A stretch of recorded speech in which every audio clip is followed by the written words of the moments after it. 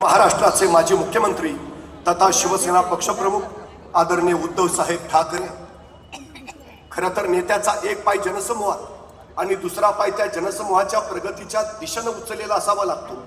नेत्याचे दोन्ही पाय जनसमूहात राहिले तर जनसमूहाची प्रगती होत नाही आणि नेत्याचे दोन्ही पाय प्रगतीच्या दिशेने झेपावलेले असले तर नेत्याचा जनसमूहाशी संपर्क उरत नाही। ज्या नेत्याचा एक पाय जनसमूहात आहे आणि दुसरा पाय त्या जनसमूहाच्या प्रगतीच्या दिशेने उचललेला आहे असा नेता म्हणून मुंबईकरांना रमेशजी कोरगावकर यांची ओळख आहे।